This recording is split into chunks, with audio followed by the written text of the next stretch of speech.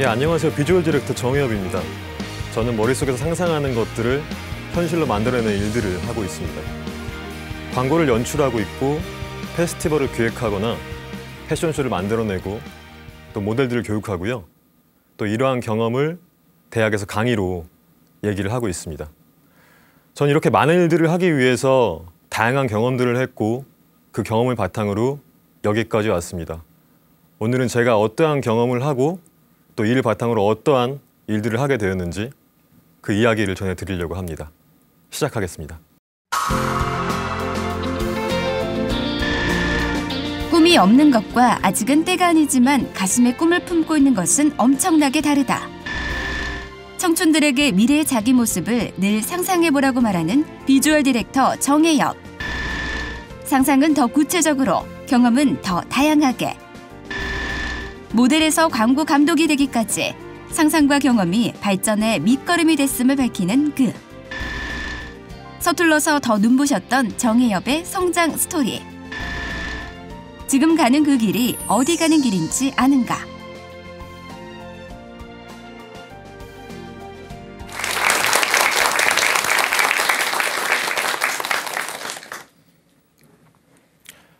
저는 여러분하고 같은 시대를 살아가고 있고요. 또 같은 부근쯤을 지나고 있는 같은 세대입니다. 아니신 분들도 좀 있는 것 같습니다만. 네. 제가 여러분께 한 가지 질문을 먼저 드리려고 합니다. 마음속으로 대답하셔도 됩니다. 준비를 하고 있거나 공부를 열심히 하고 있는데도 불안한 마음이 들었던 적이 있으세요? 뭐 자리에 누워서 자려고 누웠는데 가슴이 먹먹한 적이나 아니면 머릿속에 있는 생각들이 실타래처럼 얽혀있는 뭐 이 그림처럼 말이죠. 아, 나도 저런 적이 있다 라는 생각이 드신다면 따로 저한테 대답을 주시지 않아도 지금 제가 드리는 이 이야기들이 여러분 마음속에 있는 실타래에 작은 실마리가 되기를 바라는 마음입니다. 저는 학창 시절에 되게 평범한 학생이었습니다. 공부도 적당히 싫어했고요. 그리고 열광하는 취미도 없었고 뭐 그렇다고 해서 뭐 딱히 잘하는 것이 있지도 않았습니다. 지각을 자주 해서 선생님한테 많이 맞았고요. 예, 뭐 그랬는데 돌이켜서 생각을 해보면 평범이라는 단어 그리고 적당히라는 단어로 제 학창 시절을 설명할 수 있을 것 같습니다. 이렇게 학창 시절을 지나서 저는 20살을 맞이하게 됩니다. 20살 진짜 풋사과 같은 뭐 그런 나이죠. 저도 지금 이렇게 수분을 많이 뺏겼는데요. 그때는 굉장히 풋사과 같고 풋풋했던 것 같습니다. 아, 바로 동의를 그렇게 해주시니까 감사합니다. 조금 놀랄만한 얘기를 해드리자면 아마 바로 수긍하기가 어려우실 수도 있는데 제가 바로 20대 초반에 모델 출신이었다는 겁니다. 이런 반응이 나오니까 제가 좀 민망하네요. 전 한 캐스팅 디렉터의 제안을 통해서 패션계에 입문을 하게 됩니다. 근데 모델계라는 게 밖에서 볼 때는 굉장히 판타지적인 요소가 좀 있을 것 같아요. 저도 이 일을 시작하기 전에는 굉장히 많은 환상을 가지고 시작을 했습니다. 그런데 사실 이 일을 시작하고 나니까 운동도 많이 해야 되고요. 선후배 간의 군기도 세고 연습만큼 심부름도 많고요. 모델이 아니라 거의 운동부 같더라고요. 심지어 제 정체성을 찾기도 전에 첫 직업을 가지게 되었으니까요. 그때 같이 살던 친구가 다른 기획사에 있던 연습생이었는데 모델 일보다는 항상 놀러 다니는데 더 골똘하게 집중을 했던 것 같습니다. 그리고 이때쯤에 저희 집안이 조금씩 기울기 시작을 합니다. 저는 근데 굉장히 열심히 그 상황들을 외면하려고 했던 것 같습니다. 그리고 얻어 걸리다시피 왔던 제 첫 직업, 모델로서 첫 시작은 좋았는데 그 커리어도 점점 곡선이 밑으로 내려가더라고요. 방탕했던 생활이나 또 노력의 부재, 그리고 집안의 상황과 맞물려서 저는 서울에 온 지 얼마 안 돼서 쫓기듯이 모델계를 떠나게 됩니다. 근데 그때는요, 그냥 그게 억울했어요. 근데 지금 생각을 해보니까 만약이라는 단어는 없는 것 같습니다. 모든 상황은 다 제가 불러들인 거더라고요. 제가 열심히 하지 않은 것들도 있었고요. 그리고 심지어 제가 만들지 않은 상황들도 저에게 다가올 때는 신호를 보내더라고요. 그래서 우리는 항상 그 신호에 좀 귀를 기울일 필요가 있는 것 같아요. 그리고 나에게 다가오는 상황에 대한 신호를 항상 분석하려고 해야 되는 것 같습니다. 그렇게 쫓기듯 지방으로 내려와서 저는 정말 다양한 일들을 했습니다. 그때 제가 했던 일들은 대전하고 공주에서 짓고 있던 고속도로 공사에도 참여를 했고요. 남자분들 혹시 이런 얘기 많이 하시죠? 이런 경험 있으면 여기 내가 만들었어. 그렇죠? 저도 지나가고 있으면 항상 그렇게 얘기를 합니다. 내가 지은 도로야 이렇게. 그리고 냉동창고에서 간장게장을 포장하는 일도 했습니다. 간장게장은 지금 잘 안 먹습니다. 그리고 알바의 끝판왕이라고 하죠. 택배, 상하차도 수개월 동안 했습니다. 근데 이 일들이요, 사실 무너져가고 있는 집안에, 저희 무너져가고 있던 집안의 경제에 보탬이 되고자 한 일은 아니었습니다. 오로지 제 용돈을 위한 일이었어요. 제가 모델 일을 좀 일찍 시작을 하다 보니까 사치의 습관이 들었던 거죠. 제 소비의 습관을 메우기 위해서 오로지 이 일들만을 하게 되었습니다. 그리고 이때쯤 친구들도 많이 잃게 되었습니다.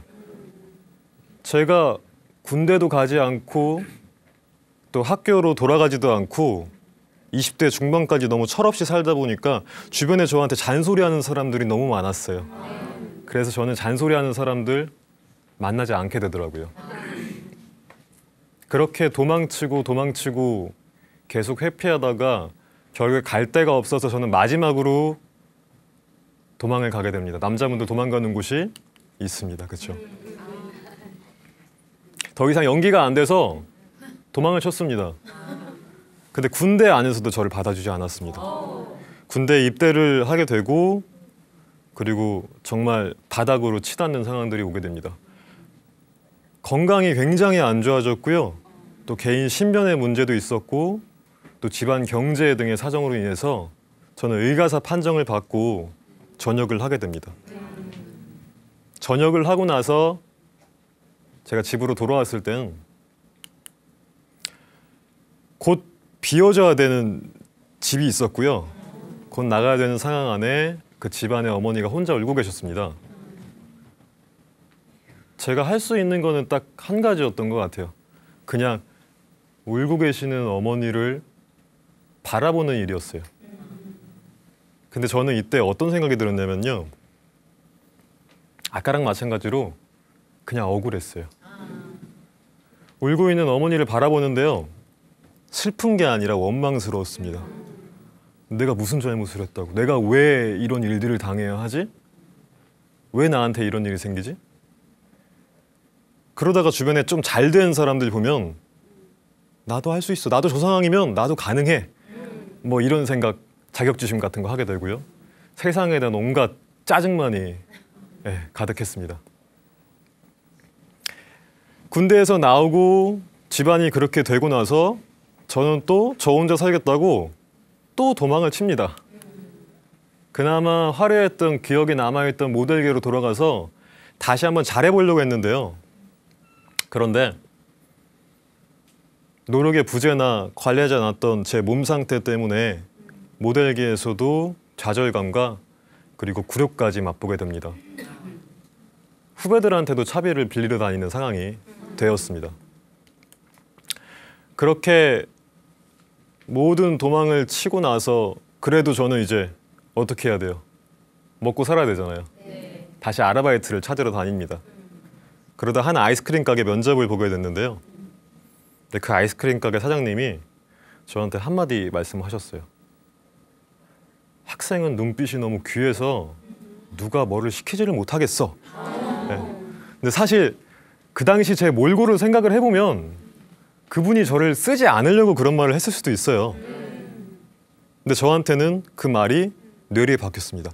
학생은 눈빛이 너무 귀해서 누가 뭘 시키지를 못하겠어. 그리고 그날 밤부터 저는 엄청나게 많은 생각에 빠져들기 시작을 합니다. 몇 년 동안 내려놓았던 제 자존감에 대한 생각을 하게 됐고요. 그리고 저를 아끼지 않고 많은 일들을 겪게 한 것들이 저 자신한테 굉장히 미안하더라고요. 집 안에서 일주일 동안 나오지 않았습니다. 방에서 굉장히 끙끙 앓고요. 정말 많은 생각들을 했어요. 아까도 말했지만 공부를 싫어했기 때문에 그렇게 머리를 많이 쓴 적이 아마 그때가 처음이었던 것 같은데요. 정신 차려야 된다. 아무 대가 없이 나한테 다가왔던 모델이란 직업에 대한 미련은 이제 버리자. 그리고 본연의 모습인 학생으로 돌아가서 다시 한번 공부를 해볼까 라는 생각도 했습니다. 여기서 제가 여러분한테 질문을 하나 드리려고 합니다. 마음속으로 대답하시면 됩니다. 여러분 꿈은 무엇인가요? 조금 더 쉬운 질문을 드리겠습니다. 지금 여러분한테 이틀 정도 휴가를 드린다면 바로 떠날 수 있는 마음에 정해둔 휴가지가 있나요? 그러면 가장 좋아하는 책 제목도 바로 떠오르나요? 마지막으로 한 가지 묻겠습니다. 여러분 부모님이 가장 좋아하는 음식은 뭔지 아세요? 굉장히 갸우뚱거리시는 분들도 계신데 부모님하고 식사를 자주 안 하시나 봐요. 우리는 남자분들은 류현진 선수 연봉이 얼마인지, 지금 현재 방어율이 얼마인지, 뭐 여자분들 같은 경우는 어떤 드라마가 어디까지 진행이 됐고 또 그 배우가 어디를 성형을 했고 이번에 또 어떤 연예인이 어떤 가정사를 가지고 있어서 참 딱하다, 아유 불쌍해, 뭐 이런 생각을 합니다. 연예인 걱정이 세상에서 제일 쓸데없는 걱정이래요. 근데 제가 여기서 드리고 싶은 첫 번째 이야기인데요. 바로 자기 객관화입니다. 여러분은 자기에 대해서 얼마나 알고 계십니까? 저는 방에서 나오지 않은 일주일 동안요. 방에 있는 빈 공책에 저에 대해서 적어나가기 시작을 했습니다. 제가 공부를 하도 안 해갖고 방을 뒤져보니까 한 앞에 한 3페이지, 4페이지만 필기돼 있고 뒤에가 비어있는 공책이 수십 건이 나오더라고요. 그래서 그 공책에다가 저에 대한 모든 걸 적었습니다. 제가 좋아하는 연예인, 취미, 내가 싫어하는 친구, 좋아하는 친구, 뭐 아주 사소한 것들부터 제 경험들, 모델 일을 했었고 스탠 일을 했었는데 뒤에서 일하는 것도 나쁘지 않았다. 모델을 할 때 알바 삼아서 교육을 갔었는데 남들을 가르치는 것도 재미가 있더라. 뭐 이런 것들까지 전부 다 적어내기 시작을 했습니다. 그리고 10권 정도를 적어내니까 나중에 그것을 줄여서 키워드화 시키기 시작했습니다.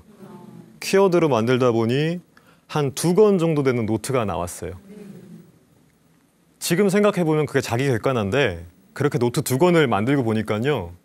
마음속에서 딱 하나 작은 변화가 일어났습니다. 잊고 있던 제 자존감이 확 살아나더라고요. 그 일주일 만에 방에서 나와서 어머니와 이야기를 합니다. 우리 어머니, 이 상황에서 제가 그래도 그나마 지방 국립대 휴학생이기 때문에 작은 중소기업은 들어갈 수 있을 거예요. 그러면 우리 식구 입에 풀칠은 할 수 있습니다. 먹고 살 수는 있을 겁니다. 근데 문제는 5년 뒤, 10년 뒤, 15년 뒤에도 우리는 먹고 살 수만 있을 겁니다. 그리고 아들 인생도 죽어갈 것 같습니다 라고 얘기를 했습니다. 그래서 혹시 딱 1년이라는 시간, 딱 1년만 우리 혹시 길바닥에 나앉을 때까지 딱 1년 정도 버틸 수 있는 시간이 있습니까? 라고 물어봤는데, 왜냐하면 딱 1년만 해집고 다니고 싶었어요. 노트에 정리된 제 키워드들을 한번 써보고 싶었는데요. 근데 아세요? 다 아시죠? 우리 어머니들, 우리 엄마들 자식 앞길 못 막습니다. 그렇죠? 다들 너무 공감하시는데? 저희 어머니도 마찬가지였습니다. 저는 그렇게 제 통장에서 아르바이트를 하면서 고이 모아놨던 돈 중에 70만 원을 어머니를 드리고요. 그리고 42만 원이란 돈을 들고 서울에 올라왔습니다. 근데 42만 원이란 돈이 잘 때가 있는 거랑요, 잘 때도 없고 아는 사람 한 명 없는 거랑 너무 천지 차이더라고요. 서울에 올라와서 첫날 저녁에 찜질방에 들어갔는데 그로부터 약 반년 동안 찜질방 생활을 한 것 같습니다. 근데 그마저도 사실 여유가 없을 땐 PC방에 가거나 또 그보다 더 여유가 없으면 서울역 대합실로 갔습니다. 저는 거기 왜 그렇게 가시는지 몰랐는데 거기가 제일 편한 자리가 많더라고요. 급식소도 있고요. 서울을 하루 종일 돌아다녔습니다. 제 키워드를 어디에 맞추면 좋을까 많은 것들을 보기 위해서요. 차비가 없어서 강남역에서 서울역까지 걸어 다녔어요. 그때 제가 찍었던 사진인데요. 운동화에 나중에 구멍이 나더라고요. 근데 재밌는 게요. 저는 지금 생각해보면 그 순간들이 제 인생에서 제일 신났던 시간들인 것 같습니다. 약간 돌플러스 아이 같죠? 왜냐면요. 마치 저는 컴퓨터 게임을 좋아하는데 제가 새로 만든 게임 캐릭터 같았어요. 아무도 저한테 간섭을 안 하고요. 처음부터 끝까지 저 혼자 결정할 수 있고 저 혼자 책임질 수 있다는 사실 자체가 굉장히 흥분이 되더라고요. 여러분, 인생은 세이브는 안 돼요. 근데 리셋은 되더라고요. 리셋이 됨과 동시에 저는 너무 열심히 인생을 살기 시작했습니다. 안 하던 운동도 되지 않는 상황에서 막 하고요. 공부도 하게 되고요. 처음으로 자의로 공부를 했어요. 우리 휴대폰 느려지면 램 정리 막 하죠? 네. 누르시잖아요. 그것처럼 저를 정리하기 시작했습니다. 여러분, 박지성 아시죠? 네. 박지성 선수가 세계적인 선수가 되기까지는 명장인 히딩크 감독님이 있었고요. 김희애 씨가 제2의 전성기를 누리면서 국민 여신으로 등극하기까지는 꽃보다 누나의 나영석 PD가 있었습니다. 그리고 요즘 나영석 PD를 떠올리면은 누가 떠오르죠? 그렇죠. 미대영, 국민증권 이서진 씨가 떠오르죠. 여러분, 사람은 사회적인 동물입니다. 관계를 맺지 않으면 살 수가 없어요. 제 주변을 찾았습니다. 객관화를 다 했으니까 저한테 기회를 줄 상황들을 찾아봐야 되는데요. 보이시나요? 제 주변이었어요. 아까 기억나시죠? 제가 잔소리하는 사람들 다 멀리했다고. 그러다 보니까 제 주변에 술집으로 당구장으로 출퇴근하는 반백수 선후배들만 남은 거예요. 아무도 저한테 도움이 안 되더라고요. 뒤에 보실까요? 뒤에 있는 그림은 명동 시내입니다. 그럼 제가 여기서 여러분한테 한 가지 질문을 또 드릴게요. 이번에도 마음속으로만 대답하셔도 됩니다.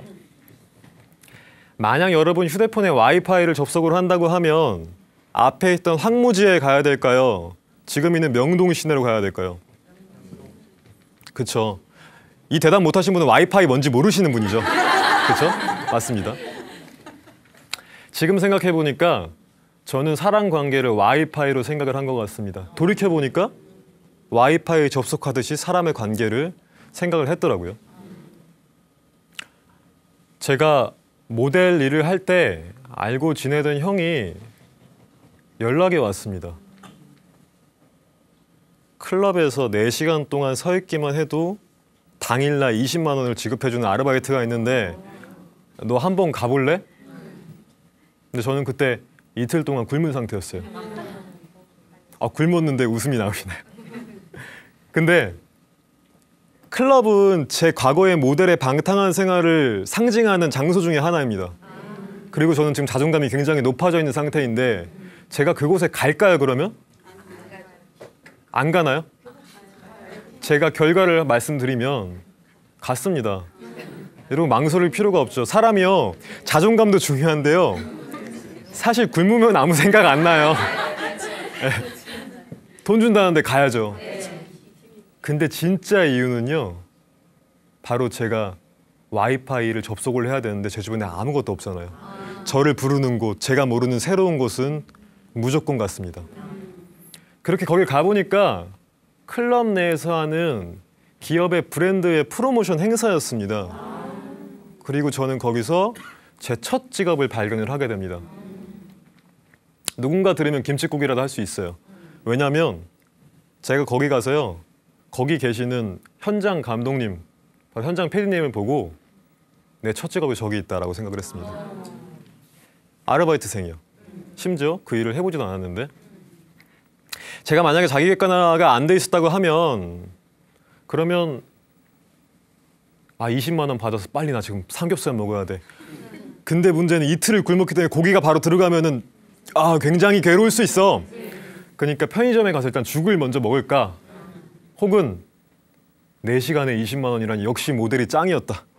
다시 모델로 돌아가자. 모델 짱. 뭐 이런 생각 했을 수 있습니다. 근데 자기 객관화를 하고 나니까요. 그러니까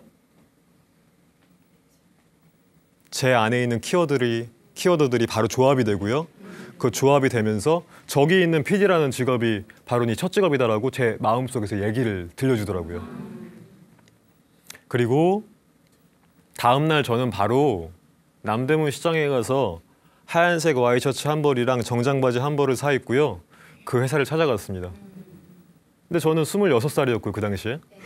무전공에, 무학력에, 무경력이었습니다. 그 회사에서 저를 써줄 리가 없죠. 사정사정해서 일주일에 한 번씩 현장으로 출근하기로 하고 스텝 아르바이트로 회사에 들어가게 되었습니다. 그런데요, 그냥 매일 갔어요. 왜냐면 회사에 있으면 밥을 줘요. 네. 점심 때 도시락을 주는데, 그리고 갈 데도 없고요, 사실. 근데 여기서도 진짜 이유는 하나였습니다. 배고프니까? 아닙니다. 진짜 이유는요, 제가 첫 직업으로 생각한 그 PD님을 관찰하기 위해서입니다. 조금 웃긴 생각인데 저는 저 스스로는 그렇게 생각을 했어요. 나는 알바생이 아니다. 오늘부터 PD 직업 훈련을 받는 PD 훈련생이다. 저 혼자만의 계획에서 생각을 한 거죠. 그리고 매일같이 출근을 했습니다.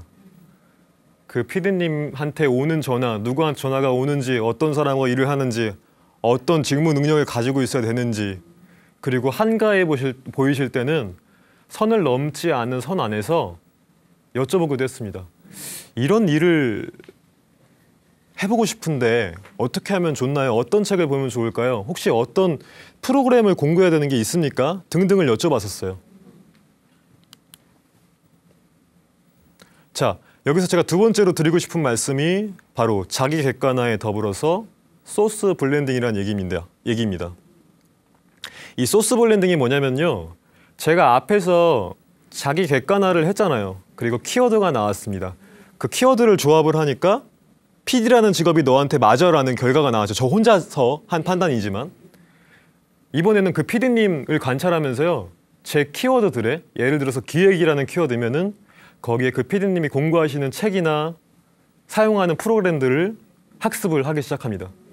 키워드와 이 능력이 붙으니까요, 능력이라는 게 굉장히 스펀지처럼 빨리 흡수가 되더라고요. 저는 이거를 진짜 능력이라고 생각을 하는데요. 경험에 의한 능력. 이걸 보통 우리는 실무 능력이라고 부르죠. 바로 실무 능력에 집중을 했습니다.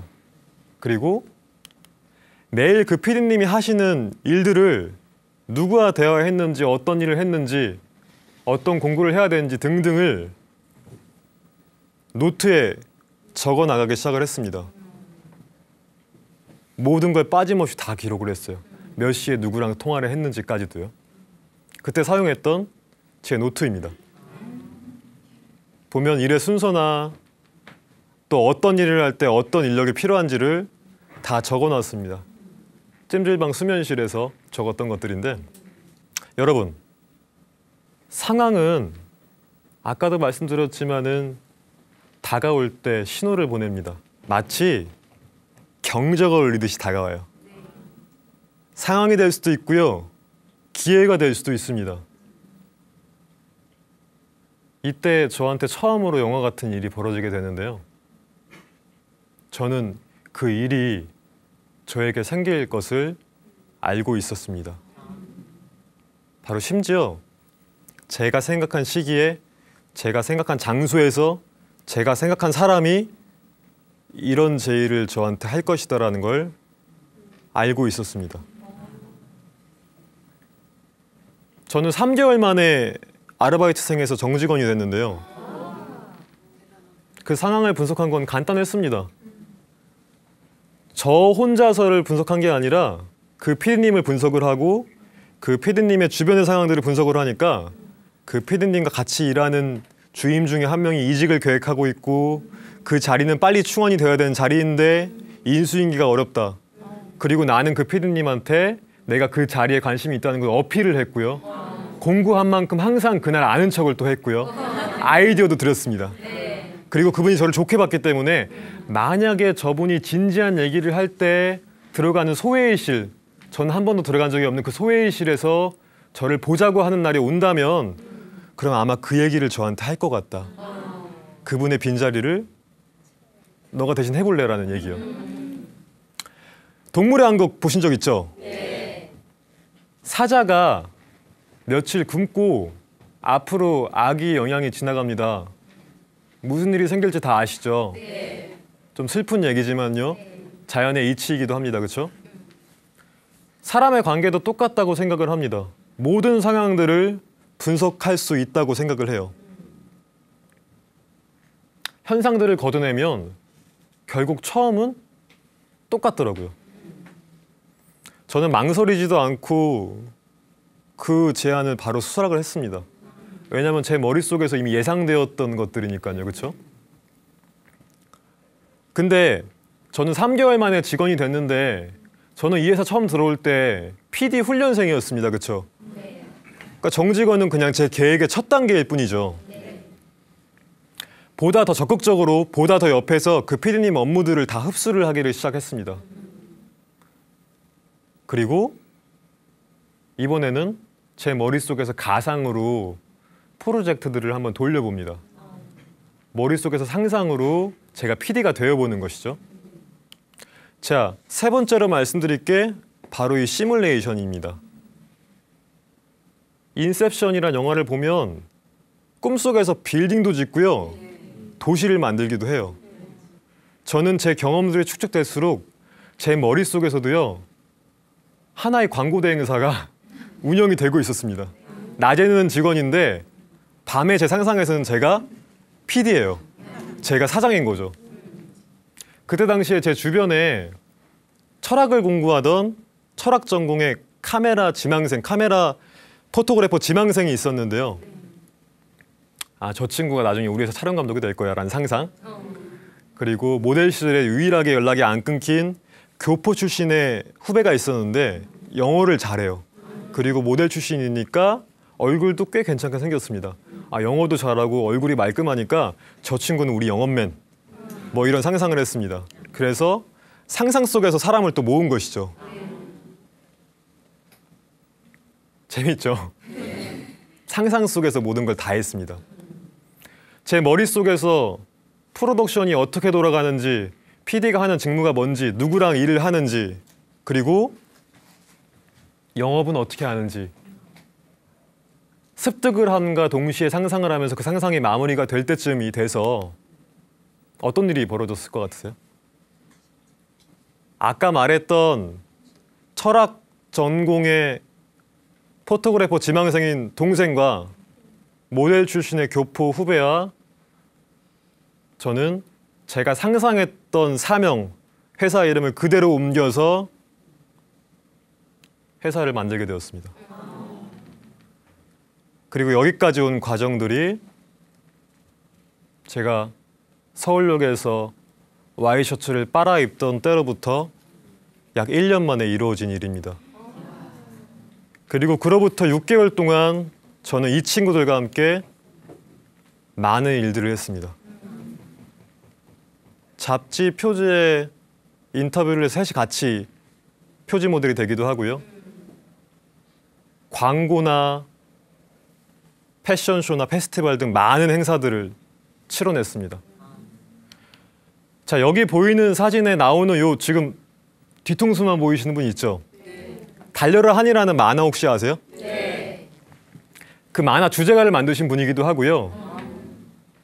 광고 음악을 약 2,000편 이상 작업을 하신 광고계의 레전드로 불리는 방용석 감독님이십니다. 그리고 이 방 안에 있는 스태프들은 대한민국 최고의 스태프들입니다. 그리고 지금 이 사진에 있는 작업은요, 국내 한 대기업에서 전 세계에 전시하게 되는 글로벌 프로젝트 영상입니다. 그리고 이 방 안에 총괄 프로듀서는 바로 저입니다.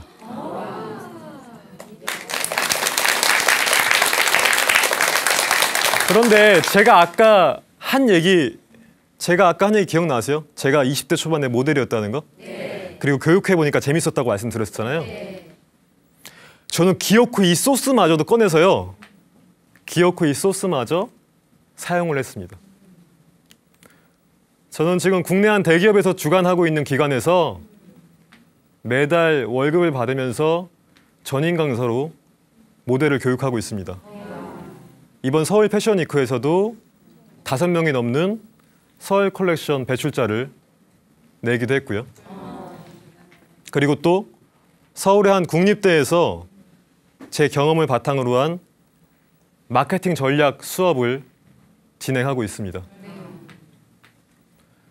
제가 이렇게 많은 일들을 하기까지 해왔던 과정들, 자기 객관화, 그리고 와이파이, 그리고 시뮬레이션, 그리고 소스 블렌딩 같은 일들. 자, 이것들을 한 단어로 말할 수 있다고 하면요, 저는 이 단어를 여러분께 전해드리고 싶어요. 바로 통찰력입니다. 결국 이게 다 통찰이었던 것 같아요. 이게 전부 다 통찰이었습니다. 여러분 인생을 한번 통찰해 보시면 어떤 답이 나올 것 같은데요. 혹시 예쁜 차선책이란 말 들어보신 적 있으세요? 예쁜 차선책이요.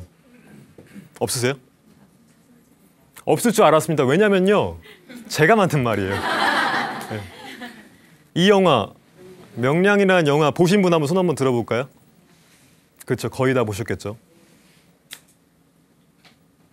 마음속으로만 대답하셔도 돼요. 어떻게 보셨나요? 천만 영화니까 보신 분 있을 겁니다. 그렇죠? 우리 불교 TV가 방배동에 위치를 하고 있는데, 여러분이 만약에 가족들이나 연인과 데이트를 할 때 식당을 갈 때요, 맛집을 찾고 싶다 하면 우리는 검색창에다가 방배동 맛집을 칩니다. 그렇죠? 천만 영화를 본 것처럼 사람들은, 다수의 사람들이 앞서 선택한 것에 근거를 두려워하는 경향이 있습니다. 우리는 이것을 사회적 증거의 법칙이라고 하는데요. 사회에는 이렇듯 굉장히 예쁜 차선책들이 많습니다. 대기업에 들어가기 위한 스펙 쌓기나 혹은 공무원 시험을 보기 위한 학원들, 토익, 토플, 테솔 같은 영어 능력 시험들이 있죠. 근데 이렇게 한번 생각을 해보세요. 다들 봤으니까 봐오는 영화인 천만 영화나, 다들 가는 집이니까 인터넷인 맛집을 우리는 가는데요. 그게 만약에 음식이나 영화가 아니라 내 인생이라고 하면, 그럼 여러분은 내가 좋아하는 영화 취향이나 감독의 이름도 모르고요, 내가 어떤 음식을 좋아하는지 아직 모르는 상황에서 남들이 갔던 길이기 때문에 갈 수 있습니까? 근데 사회엔 이렇게 예쁜 차선책이 많이 있죠. 무엇이 되려고 하기보다는요, 어떻게 살지 한번 생각을 해보시면 좋을 것 같습니다. 무엇이 되기 위해서 바로 목적을 정하는 것보다는요. 수학을 풀기에도 공식이 필요하고요. 많은 시험 문제에 보기라는 게 있는데요. 근데 우리는 과정이 없이 주관식처럼 너무 정답만을 찾는 것 같습니다. 내 꿈은 뭐야? 바로 대답이 나와야 되고요. 너 진로가 뭐야? 바로 대답이 나오려고 하니까 어려운 것 같아요. 무엇이 되기보다는 어떻게 살지 한번 생각을 해보십시오. 마지막으로 사람은 스스로 믿는 대로 된다고 합니다. 안톤 체홉 님이 말씀하신 건데요. 저도 반드시 그렇게 된다고 믿고 있습니다. 그래서 진심으로 저와 여러분을 응원하겠습니다. 할 얘기는 여기까지인데요. 혹시 뭐 질문이 있으신 분 계신가요?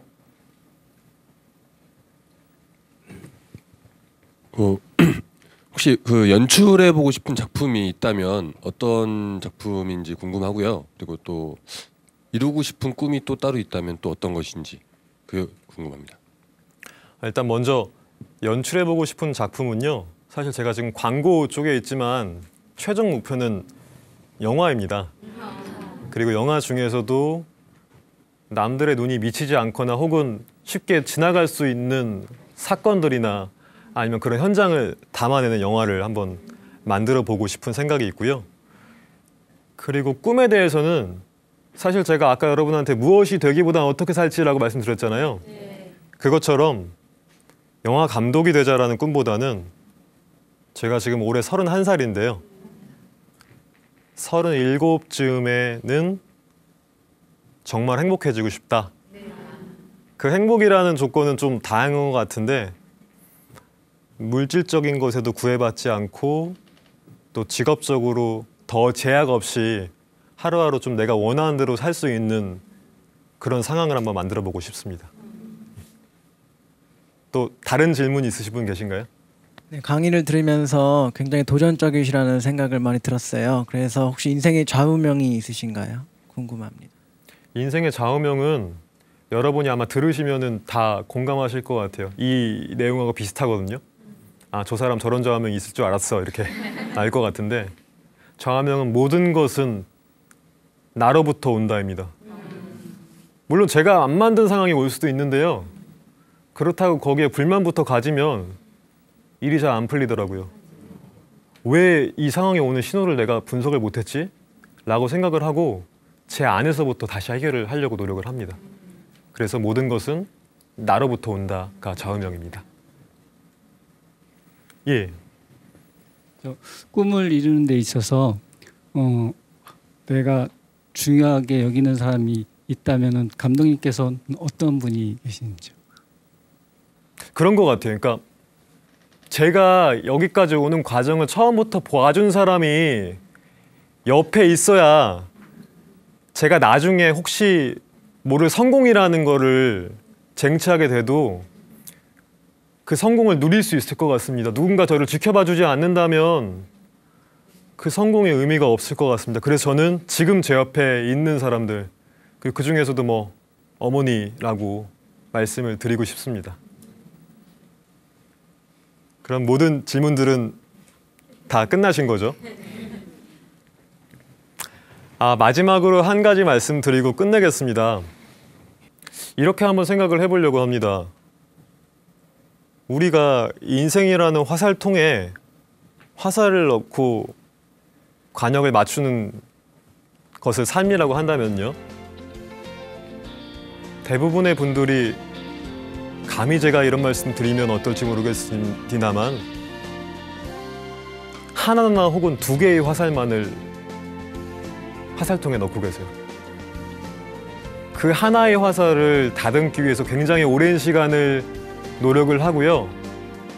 그리고 굉장히 튼튼하게 만들기 위해서 노력을 합니다. 근데요, 만약에 그 화살이 관역을 빗나가 버리면 그때는 어떡하실 건가요? 다양한 것들을 보시고요. 다양한 상황들을 한번 생각을 해보십시오. 반드시 정답이 있는 게 아니라고 생각이 합니다. 인생은 말이죠. 그래서 다양한 화살통, 여러 개의 화살을 화살통에 장전하시길 바라겠습니다. 감사합니다.